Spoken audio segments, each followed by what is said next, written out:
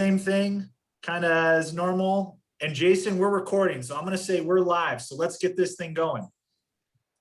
Friends, the gang is back together.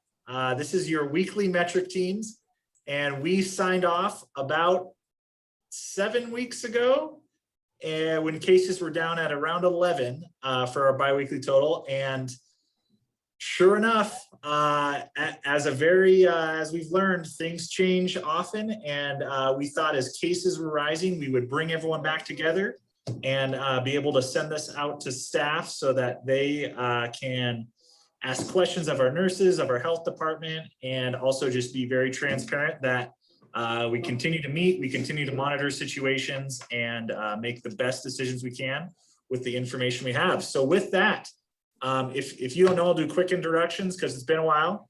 You'll see on here, Katie Plum, she's the Deputy Director of the Kirk County Health Department.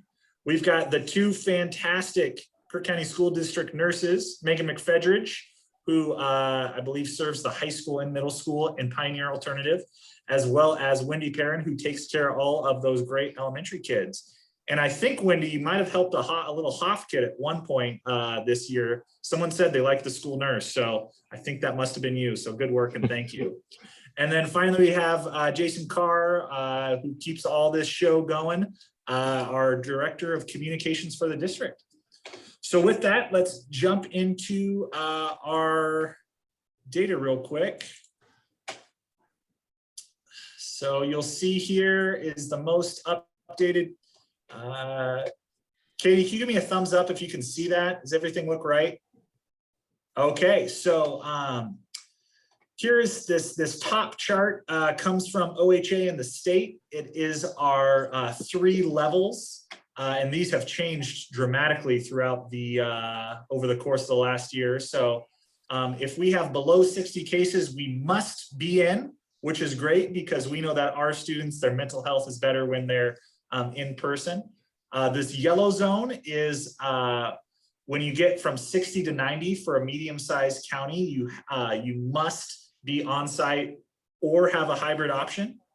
And then finally, this red zone doesn't mean you have to go to distance learning. They say, okay, now we'll allow you to shift to distance learning if in consultation with the health department that is deemed necessary. So if you look here, our most recent biweekly case count from April 18th to May 1st, Kirk County, the county had 103 cases and a 9.3 test positivity rate.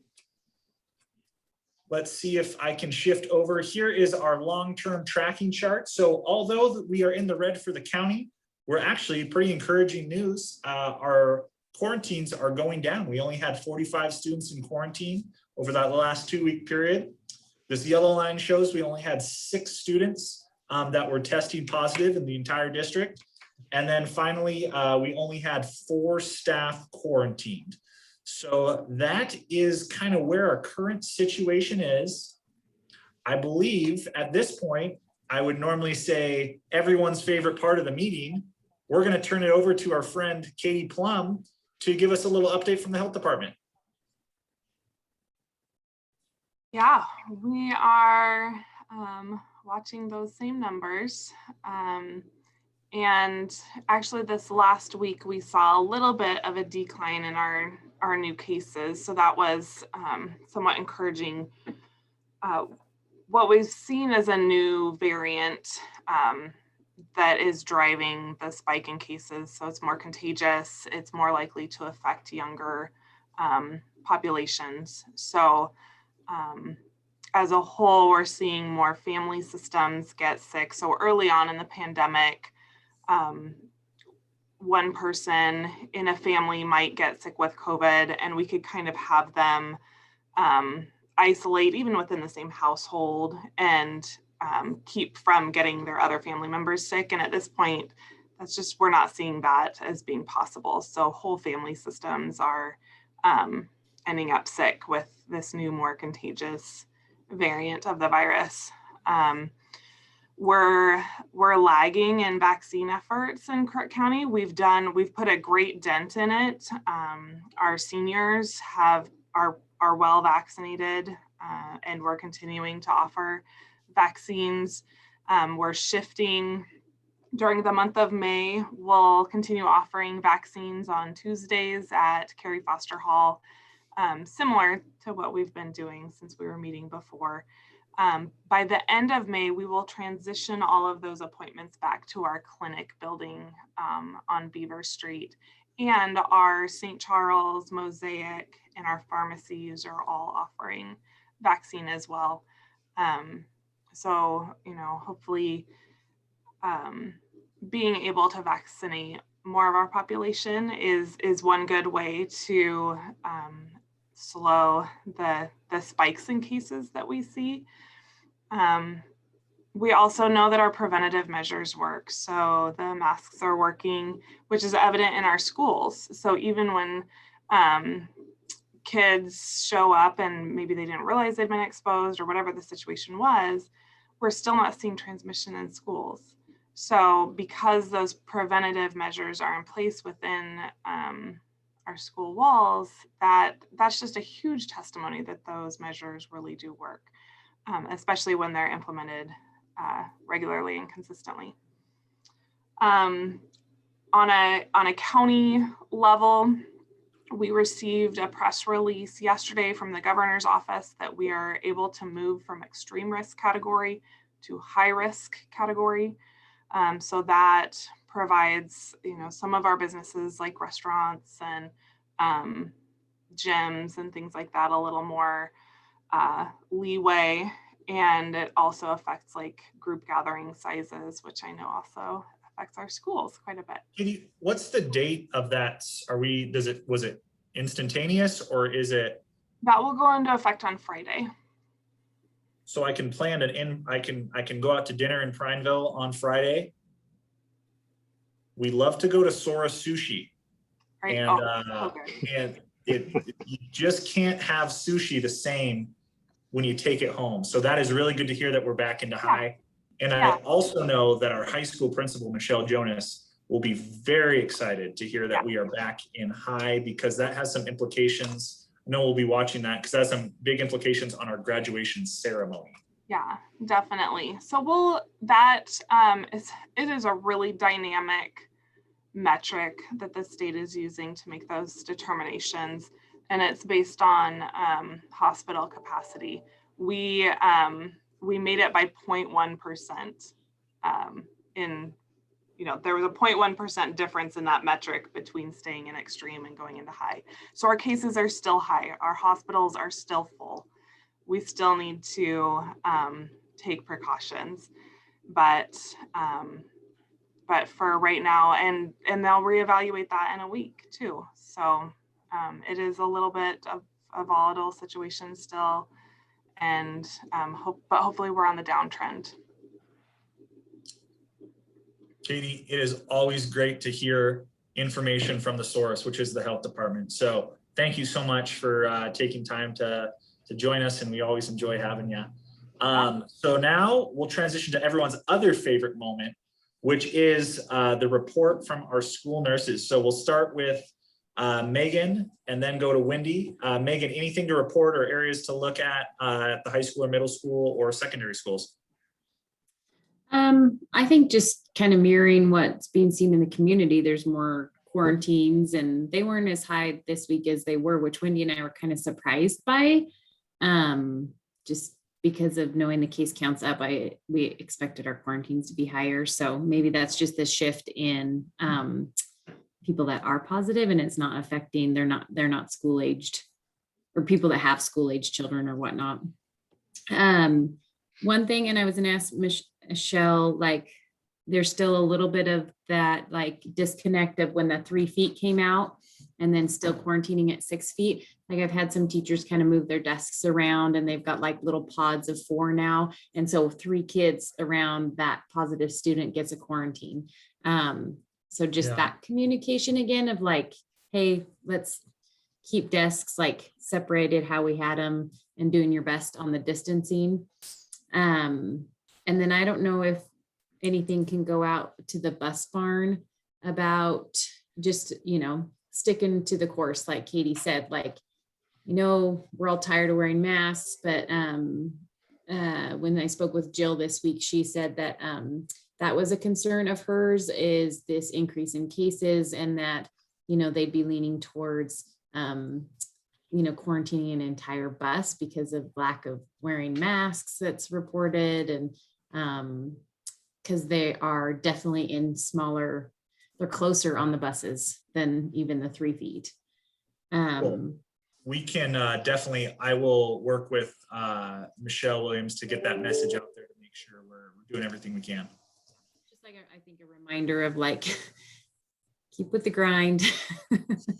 And then Michelle Jonas here asked me today, and you talked about graduation. She's kind of thinking about how we'll address things if there is like any seniors that are graduating that are on quarantine. And I told her, I said, I think it'll be like a case by case situation. Like if it's a quarantine that happened in the school and really low risk, hopefully we could offer like the shorter quarantine if they tested negative and asymptomatic kind of a thing,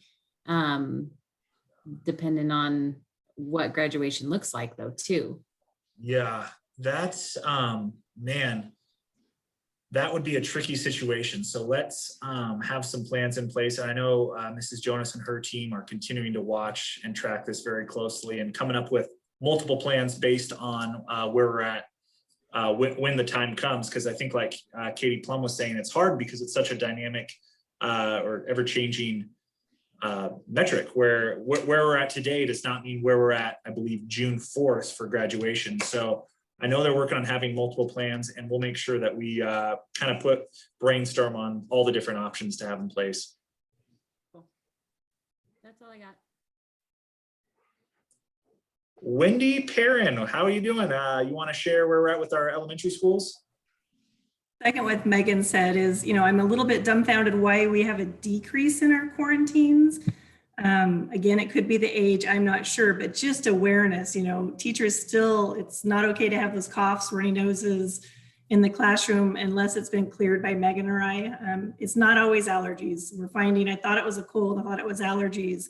I would just encourage teachers to contact us and make sure that we've spoke to the family or the student, and we do think it is. Otherwise, we want them out, just like we have all along. We can't risk that. We've done so well.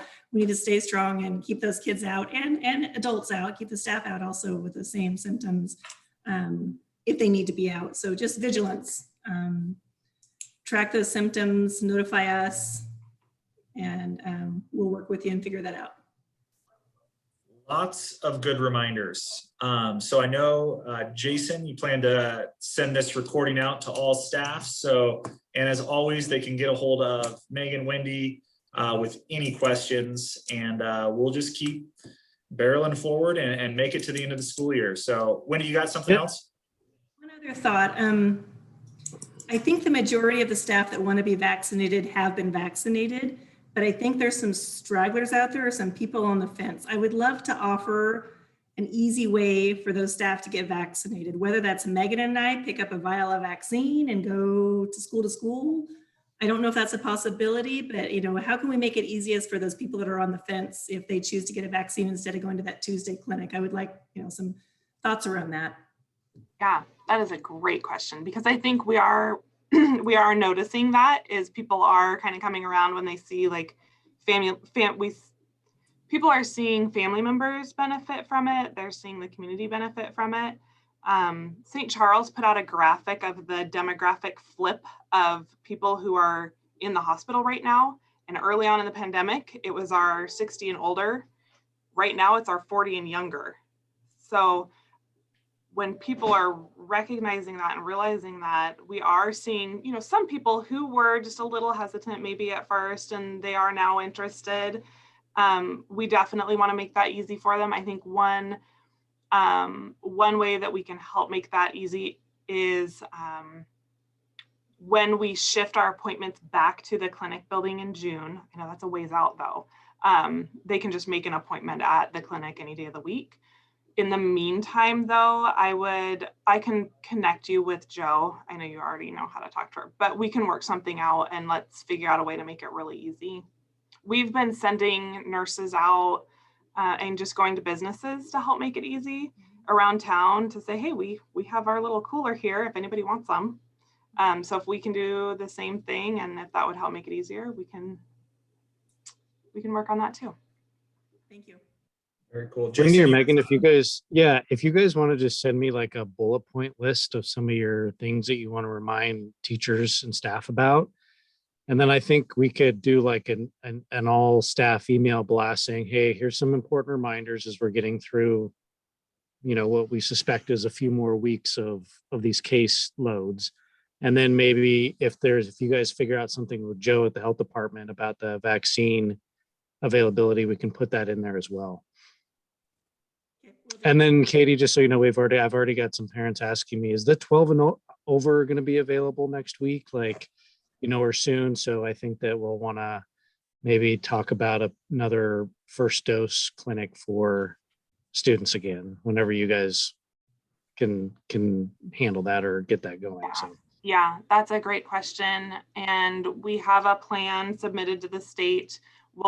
It will mirror what we've done with our 16 and olders. And just because we're moving the bulk of our vaccines back to our clinic doesn't mean we will still stand up clinics at the fairgrounds when we need to. So Okay. we can definitely follow that model. perfect. Thanks. I have to say, it is good getting everyone back together, although it was because COVID cases are rising. But yep, we'll continue to do this. We'll continue to stay vigilant, and every Wednesday we'll get together. So I want to thank all you guys just for taking the 18 minutes. So we were a little longer than normal, but it's important, and we'll just keep fighting the good fight. So thank you all, and I'll see you guys next Wednesday. Thanks, guys.